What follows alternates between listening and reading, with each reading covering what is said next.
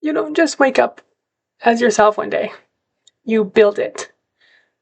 Every single morning you put in the work. You fight the doubts. You choose the clothes. You practice the voice.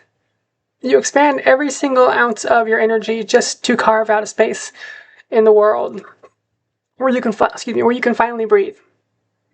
You do the heavy lifting. You build up the confidence, and then you step out into the world. And just like that, it evaporates. One casual, careless syllable from a stranger, and all the hard work is completely erased. When you get misgendered, it hits you like a physical blow. But the worst part is, you usually have to just stand there, smile, and swallow it. It makes you feel completely invisible.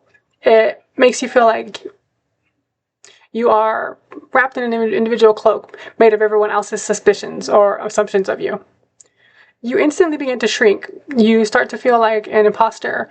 You get this gut-wrenching feeling that you don't deserve to occupy the same room as other people in the presence of people around you. And because it makes you look inward and think, if they can still see somebody else, if they can't see who I am, then was all this hard work even worth it? Was it for nothing? I got a question earlier today from somebody on Facebook, and they asked me, have I ever been misgendered, and what does it do to me? So, to answer that question, yes, I have been misgendered. Every trans person has been misgendered at least once in their journey. And it's going to happen. It's inevitable. You can't stop it. You can't avoid it. You're going to be misgendered by people in the public. You're going to be misgendered by your family, friends, people that knew you before. Because it's hard for them to make that transition into who you are now.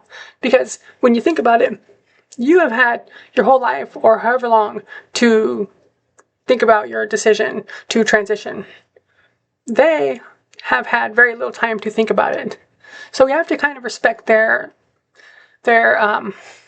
I'm not saying to allow them to misgender you, but what I am saying is to allow them to have time to understand that you're not the person that they used to know. They'll come around eventually. So my best advice is, when you're misgendered, it's okay to correct people. It really is. It's okay to let them know, hey, listen, I understand that you knew me before as this person. I'm not that person anymore, and I'm asking that you will respect that. It was hard for a lot of my friends to understand what I was asking for a long time. God, it's hot in here. Sorry.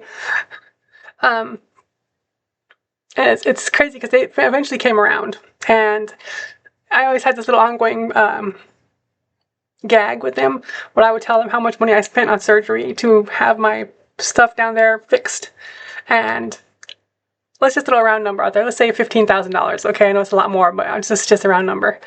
I would always tell my friends, you know, I paid $15,000 to be able to call myself Juliet. So the least you could do is respect me for it. And of course, it was always, you know, I didn't really take it serious. I just, you know, I understood what they were going through, I guess.